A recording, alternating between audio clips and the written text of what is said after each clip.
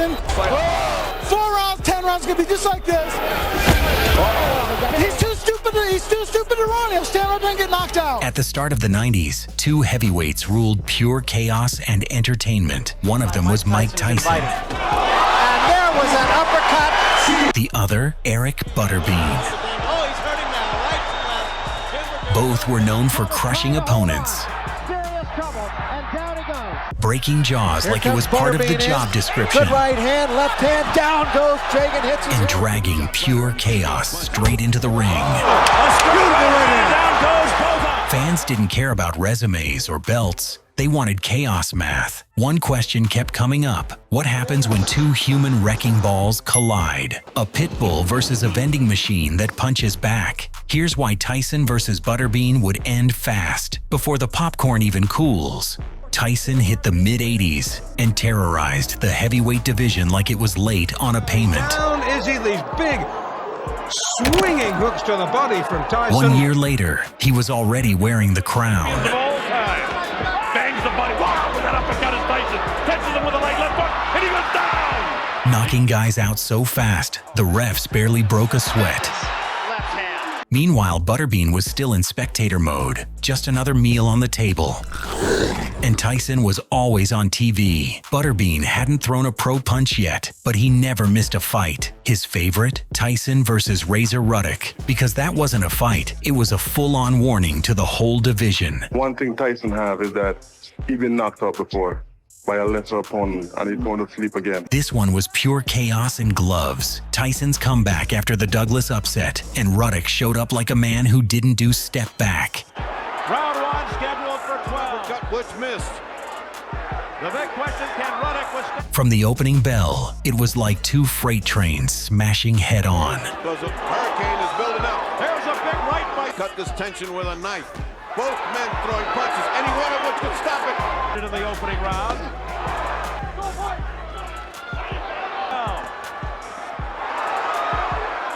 By round 3, Tyson unleashed a monstrous left hook, and Ruddock hit the canvas. Down goes Ruddock. He says he slipped. But Steele is counting. Still, Razor refused to go down quietly. He threw his bomb. Oh, all right. By Tyson, who seemed to care. A hard body punch by Tyson hitting afterwards. Ruddock just went back. Now he's trying to get his uppercut. There's a left by Ruddock. A left by Tyson, and down goes Ruddock. What a counterpunch. Then, round 7 hit. Tyson trapped Ruddock in the corner, unloaded a brutal combo, and Razor wobbled sideways, like his legs had turned to jelly. Oh, the left. Now the right combination. Steele steps in. Is it over? It's over. That's going to be ugly now. That was too soon. Ruddock's corner charged the ring, furious at the stoppage. Security had to step in before it turned into round 2. Tyson kept flattening guys, and Butterbean took it as a personal message from the universe. Time to start training. Then came his first real test. Doug Norris, the absolute worst person to stand in front of Butterbean. He won several regional tournaments. Norris tried to stay slick, circling like it was chess. Problem? Butterbean doesn't play chess. He flips the table. And despite all the jokes on that, right in being the nickname and going all over the place. In fact, he's landing anytime he feels like it. A few punches got through, then a few more. Suddenly, Norris was moving like his brain had hit airplane mode. Butterbean coming forward with some good shots. And you're seeing some tough windmilling by Butterbean. He still has that. By round 2, balance was optional. One clean shot later, gravity clocked overtime. Norris hit the canvas face first, like a bad download crashing mid-install. Well, it's wild now, folks, and there goes Doug Norris. It's over. Myself is Eric Esch. He's his right hand there, and he gets away with the windmill. Butterbean didn't just beat Norris, he erased him. So fast, so brutal, it gave people flashbacks to Tyson turning Marvis Frazier into a cautionary tale in under a minute. Scoring system if the rounds wind fast.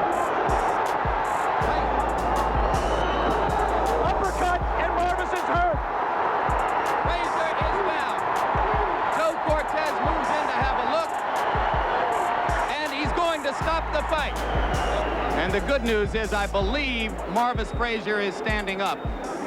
There's a big crowd in that corner of the ring. Mike Tyson is going back over there now. We'll take another look live at what is happening in the ring after you finish seeing this third replay. While Tyson was flattening guys like it was a monthly service, Butterbean was wrecking his own lane until boxing asked the real question: what happens when Tyson gets hit back? Then came Frank Bruno, and any sense of order disappeared. Tyson burst forward like he'd been launched, not released. One crushing right hand later, Bruno was down, and the message was loud and clear. This division belonged to Tyson. And there goes Bruno for the first time in the fight. The crowd thought it was done, but Bruno wasn't. Then he pulled off what almost nobody ever did. Bruno has all the pride of England standing for him. He get tagged again by a right hand. He's trying to hang on to Mike and hit. Mike is just looking for an opportunity. Now Frank comes very slowly across the ring. He knows he's in with a bull. Tyson gets nailed with a left hook. Tyson looks wobbly as he attacks Bruno. He was caught by a shot by Frank Bruno. Tyson trying to fight back. A sharp left-right snapped Tyson's head back. So hard he later said the lights flickered. But Tyson wasn't a riddle you solved with one shot. Tyson misses. The right hand catches Bruno. Left hook. Bruno looks ready to go. Now is when he's going to hang on. By round 5, it was written. Tyson trapped Bruno, tore through the guard, and fired a brutal burst that left him hanging on the ropes, completely spent. Not that time, and Tyson knows it. Tyson trying to attack now to finish him off. Tyson gives him room to come off the ropes. Scores with the uppercut, lands a big right hand. Bruno's in big trouble now. He's ready to go. He hits him with a right hand, lands. Tyson knows he's got him in big trouble. If he doesn't answer it, Richard Steele has moved in and has stopped the fight. Michael Tyson wins on a 5th round TKO. The sequel nobody asked for, but everyone watched. Bruno strutted in, muscles stacked like armor, built to stop a truck. Too bad Tyson wasn't a truck. He was a wrecking ball. Pounds heavier, almost 4 inches taller. Huge reach advantage, and here we go, round 1. From the first bell, Tyson moved like a man on a mission, locked in, laser focused, with one thought: take it all back. Learned to hold on, which he did with McCall, Mills Lane. Tyson's people wanted to bob and roll, be less of a target. That's the first one he felt the steam. It was a nice effort. And anytime, oh, here comes Tyson. Tyson with a combination with 20 seconds left in round 1. Hey, Gurley, you can't fix a chin that was never great to begin with. A left hook by Tyson, but Bruno comes forward. By round 2, Bruno's face was sending an urgent memo: big trouble ahead. Time he gets close to... Oh, a left hook by Mike Tyson, flush on the face of Frank Bruno. Another left, and a combination by Tyson. Round 3 hit, and with it, a full-blown Tyson storm. A combination uppercut by Tyson. Tyson laying it on, pouring it on. Down goes Bruno into the ropes. And it is all over. It is all over here in round 3. Mike Tyson is champion again. Look at it. Mike lands a body shot there and then the hook. And then what he does best, he comes up, another hook and right hand. You'll see him rip the uppercut. There's one. Bruno is out, and now it's just a matter of pummeling and finishing the job. The coup de grace, done. Next up for Butterbean is Sean Jagan. And wow, bravery or questionable judgment. The second he stepped in, staying in the locker room, and blaming a glove allergy suddenly sounded genius. Good right hand by Butterbean. Parodying the look of two fighters' bodies, and Bean is opening up. Jagan trying to answer back. Pro this year, this is his 9th professional bout this year. Out of Overland Park, Kansas, and he may want to take the first plane back to Kansas tonight. Here comes Butterbean in. Good right hand, left hand, down goes Jagan, hits his head hard. Fight is over. Right hand to the body, followed up with a right hand to the head. Combination left and right, down goes Jagan, hits his head very hard on the canvas. Jose Roberto walked in, ranked 10, tall, confident, and looking like he could actually make it through a few rounds.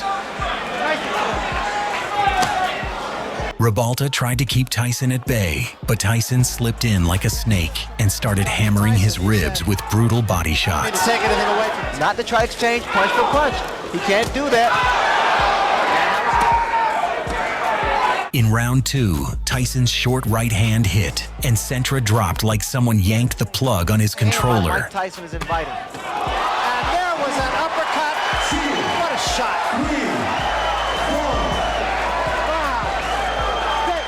But he got back up, only to take more leather for 8 brutal rounds.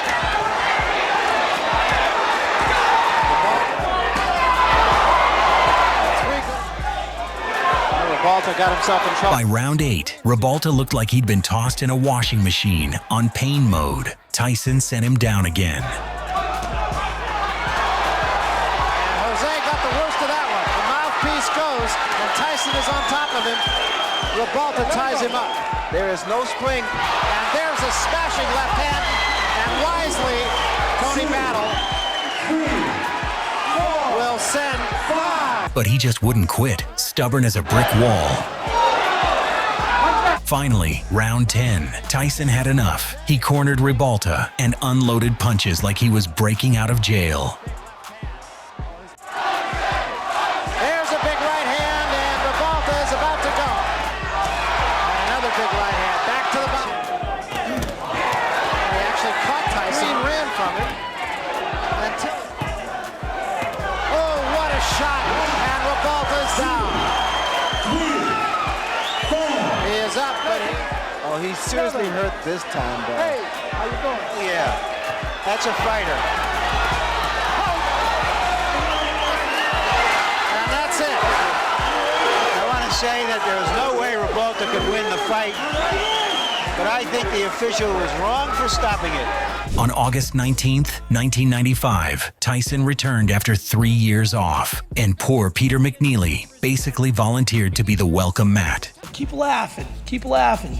If any one of you that doesn't respect me or what I'm doing or what I've been doing for the last 3 months since it was been announced, and going against a guy like this, you'd have a big dump in your pants. I'm Hurricane Peter McNeely from Medfield, Mass.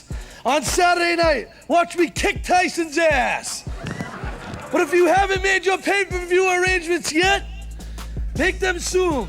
Because remember what happens when I wrap you in my cocoon. And last but not least, Medfield! McNeely hyped it like a blockbuster, but Tyson finished it faster than microwave Right at Mike popcorn. Tyson. Down goes McNeely. Seconds into the first round.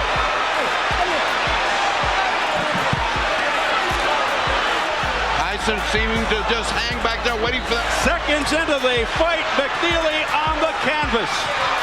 Oh, Tyson with a left hook, a right uppercut. Down goes McNeely again.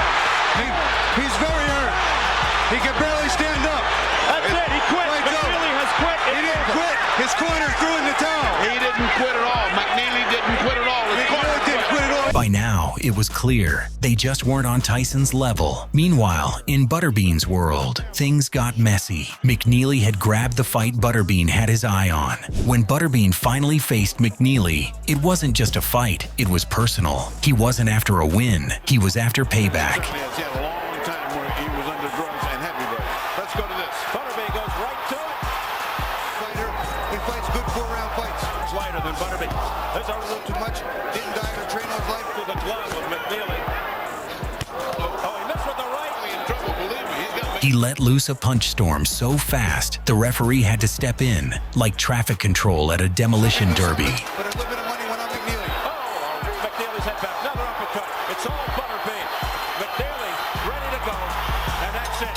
Jane 80 steps in and stops the fight. McNeely stayed standing, but looked like he'd just survived a blender on high. He just says that's enough. That's what you call overwhelmed. There's no one in the world today could beat me. When this fight was announced, fans expected history, the old master versus the young destroyer. Instead, it felt like a bad time travel mistake. The other day, I said it to the newspaper the other day that Mike Tyson can't carry my jockstrap. I'm going down in history, not Mike Tyson. He go down in history as the SOB. Larry Holmes showed up from the early 80s, jab sharp and calm intact, then ran into a monster built for 1988. And Tyson, he didn't care about resumes or respect. The event that it is. Round 1.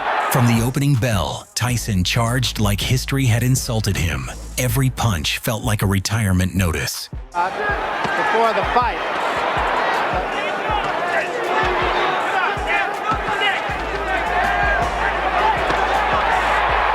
a left hook.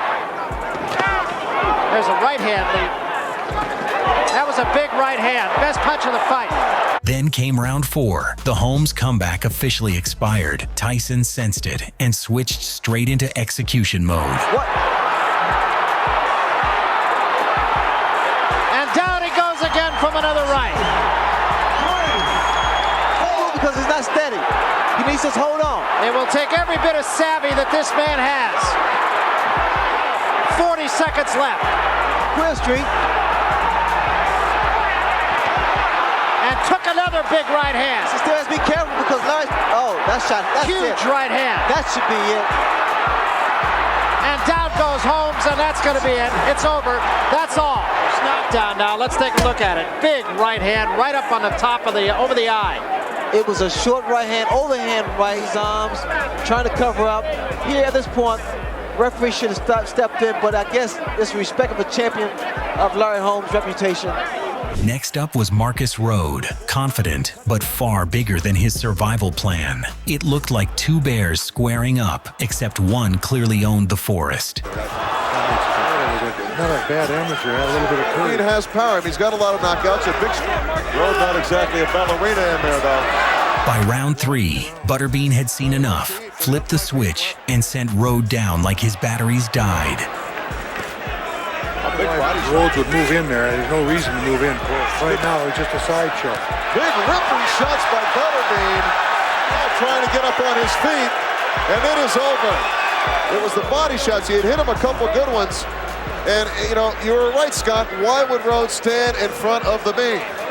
Jackie Beard walked in smiling, like he already knew how this ended, laughing at Butterbean's body like it was a comedy show, not a fight.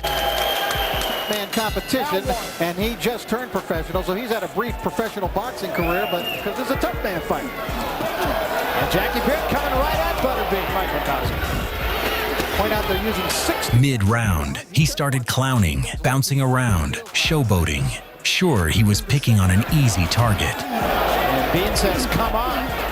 More of a pro style than he is a tough man style. Right, because Bean just wants to punch it out. Then Beard cracked one joke too many and woke up the wrong Butterbean. But he really wanted to go 3 or 4 rounds with McNeely. And still one heavy right ended the show. Beard hit the canvas and stayed there, stiff like a tree that just got chopped down. big right hand, and that dropped him, and I mean dropped him. That's it, he's still out. There it is, good shot. When Mike stepped in with boxing's most notorious troublemaker, Andrew Golota. This bold little rat was known for zero honor and a master's degree in dirty tricks. A fighter who simply cannot stop himself from throwing low blows. Before the first punch even landed, the Iron Executioner froze him. One glare from Tyson, and the cocky fool was already shaking. The bell rang, and Tyson went straight to work, taking the oversized rodent down with nothing but raw, industrial-strength fists. Golota, knowing he was outmatched, fell back on his usual toolkit, cheap shots and dirty tricks. And right then, feeling the cold edge of consequences, the stinking fraud did what he did best. He ran.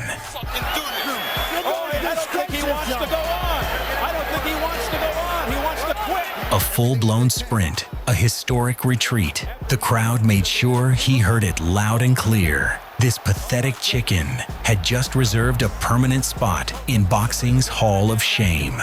Kevin Talon picked the worst moment to get brave, sticking his tongue out at Butterbean. When the bell rang, he marched forward stiff and clueless, soaking up body shots like a heavy bag that forgot it had legs. Talon with some counterpunching of his own. Butterbean missing with the right hand, scoring with a left and a right as Talon comes in. He somehow survived 2 rounds, just long enough to start believing the impossible. Trying to add his 30-second knockout. And he sends Talon down here in round 2. Round 3 hit, reality caught up, and Talon finally folded, surrendering to the canvas. Jones, the great defensive lineman from the Dallas Cowboys. Didn't different psyche. It's a whole different sport. But the way Talon's getting tagged, he may think the opponent in front of him can nail him a little bit, like Funmaker. But Talon just scored a third-round knockout against Patrick Graham. Bored of knocking guys out at home, Butterbean headed south and turned Timbergoon into a roaming warning label. And he knows Timber. Like Butterbean, though, I seldom add damn. Here we go, right up. Once again, the Bean. Oh, he's hurting now, right to left. One final heavy barrage, and the ref dove in like a lifeguard pulling out a drowning tourist. As good as I am, I know that I know how good I am.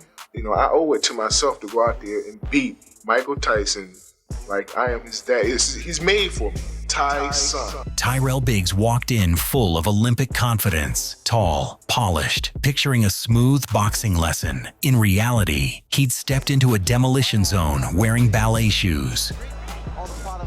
Throw the jab like he's doing now. He has found a... Biggs started working his masterpiece, flicking the long jab, dancing side to side, staying way outside like Tyson was contagious. I admit it was 5 years ago, but he really bothered me. There's the hook. Does the most damage. There was a big right hand. By round 2, the illusion broke. Tyson slipped inside and dropped a left hook so sharp, it split Biggs's lip, like opening a soda with your teeth. That Olympic smile turned into instant regret. Before the fight. And now it's Tyson just hammering him. And there's a huge left hand. Throw some uppercuts. He took a big left hand there. What he said he was going to do. Huge left hand there by Tyson. And a combination by Tyson. Round 7 hit, and one thunderous left hook sent Biggs down, like a building with its budget mysteriously cut. That was a tremendous left hand. How do you feel, Paul? Okay? Sit. He is gone right now. He has no legs at all. And 10 seconds to go in a round. There's a left hand. He's down again. It's over. It's all over. Look at the right hand of Tyrell Biggs. It's down, and the left hook has been landed from round 1. Jonathan Whitfield thought height was a superpower. Butterbean saw it as just more target to hit. In the tough man competition. Starts to rush in, and he stops. And he starts, and he stops. There's that right. Whitfield strutted in lean and shredded, like it was a mirror contest, not a fight. He even threw some mid-fight taunts, basically ringing Butterbean's dinner bell. Butterbean trying to get that jab out. Patience by Butterbean. Now he rushes in. He sees an opportunity to face some better competition. Yeah, he says his technique has been to wear people. Butterbean now. Butterbean knows he's closing in. Whitfield, watch out. Hey, you want to be famous? One heavy combo later, Whitfield tumbled backward through the ropes, folded up from brutal body shots. And Ed, I called it. That's what I called. Exactly. Affair. And now Whitfield is helped up, and that is it. George Clark walked in calm, confident, and hopelessly unaware. Butterbean replied with a short combo that sounded like furniture tumbling down the stairs. Oh, beautiful. Clark trying to fight back. Butterbean digging to the body. Down goes Clark for the second time. 1 second he was in the ring. The next he was flying out the ropes like they were an emergency exit. And by Butterbean, Clark trying to fight back. That's it. Clark is down and out of the ring. Fight is over. And finally, Butterbean just overpowering. Look at his eyes roll up. This man is going down. Fresh out of prison, with the boxing world glued to every move, Mike Tyson stepped in against WBA champ Bruce Seldon. Las Vegas set the stage. Tyson's menace versus Seldon's fragile rep. Here we go, round 1, scheduled for 12. And Bruce has used that jab, but already got to get to Mike Tyson. Okay, with the right hook to 10. Now there's the left jab. Less than a minute in, a short right hand barely touched Seldon's head. Oh, down goes Bruce Seldon. Come on. And a nice long rest there, but he has felt. Back comes Seldon. Steve, there are two unalterable truths in boxing. If you have a great chin, you don't have a great chin, you can't get one. You can't buy one or learn one. Oh, forget it. Punch, He's wobbly. You can always punch, and that's it. It's over in the first round. Tyson's big comeback? For the first few rounds, it looked like Francois Botha showed up to play bully, not victim. Good opinion. Let's see what he does. The bell for round one. Franz Botha tactics, and if this... Does Botha have the ability to combat this? Botha certainly doesn't look afraid. He's standing right... For 4 rounds, Botha ran the show, jabbing, clinching, even tossing insults, and laughing when Tyson missed. Not necessarily respectable. And Botha backing up as well. Not the strategy Botha said. Way, the Mike's got to fire. Oh, good right hand by Francois Botha. I'll tell you what, I don't like fighters that... Then came round 5, and oh boy.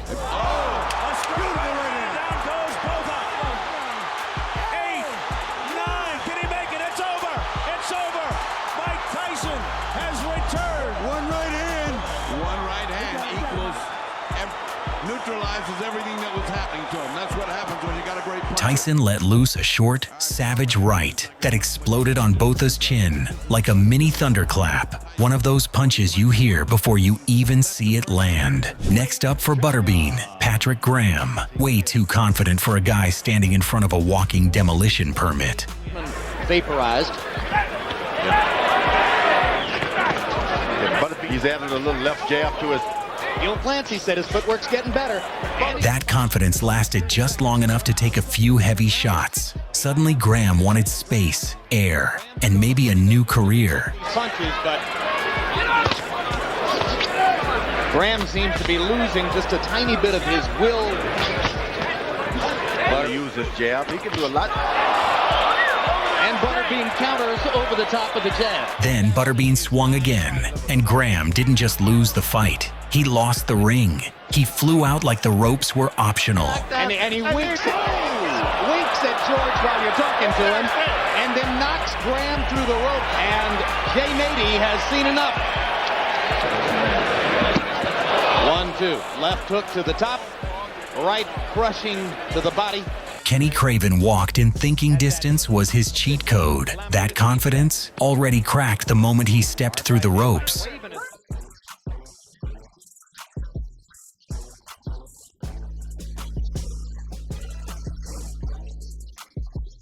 Once trapped, Craven's plan fell apart fast. Butterbean unloaded, swinging like he was clearing brush with bare hands. And here comes the inevitable.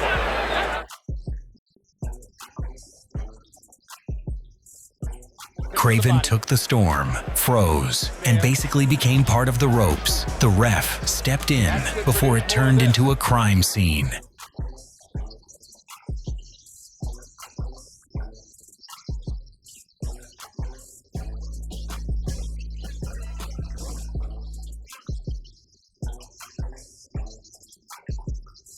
The undisputed champ, Mike Tyson, walked in like a storm in a silk suit, calm outside, thunder underneath. Across the ring stood Tony TNT Tubbs, quick hands, slower feet, and carrying a few extra reminders of dinner. Mercanti says they're all set, and there's the bell for round one. Round one felt like a chess match, played with sledgehammers.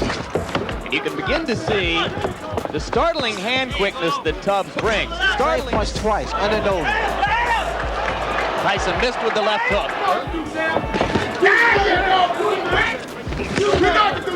Then round two hit, and the patience vanished. Tyson went to the body, short hooks slamming ribs like a door being shut. Good left by Tyson. Tubbs reeled. 30 seconds left. As he pulled back, Tyson uncorked a left hook that exploded on Tubbs' head like a flashbang. Tubbs is hurt. Tubbs is hurt badly. It was a left hook. And it's over. Odell Hadley has jumped in the ring. The fight is over. And I want to perform because the last fight, the Tyson and Bone Crusher fought was a waltz. And I don't plan to do the waltz. But the night of the fight, after the bell ring, I have no respect for him at all. Pinklon Thomas walked in with one of the sharpest jabs in the division. Smooth, technical, career-changing stuff. But on that humid Vegas night, he learned what happens when you try to jab a thunderstorm.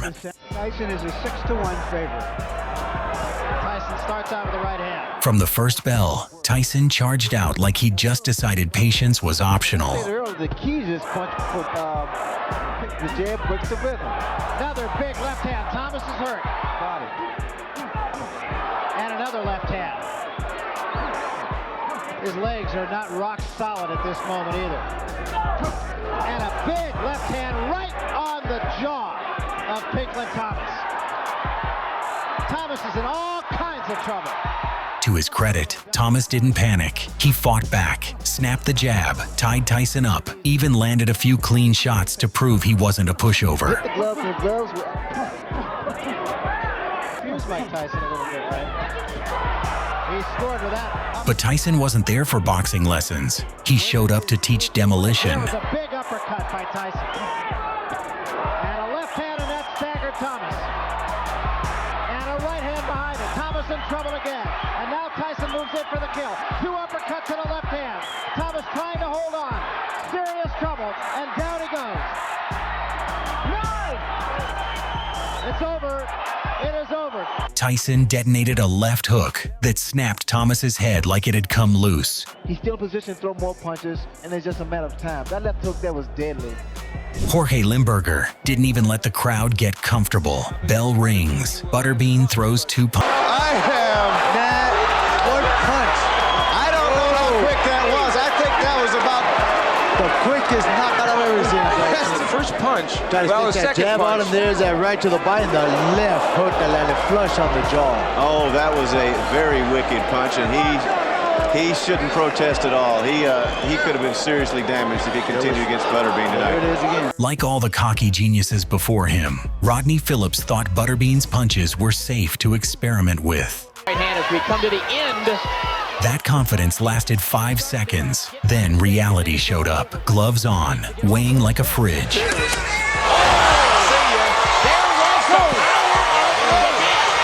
Doesn't know where he's at, and it is over. To the waist, chin up in the air, and see ya. Big power. The Butterbean dropped the gauntlet. If this fight ever went down, it wouldn't be pretty. No matter the outcome, one winner was guaranteed. The viewers, munching popcorn while 2 disasters tried to end each other's night.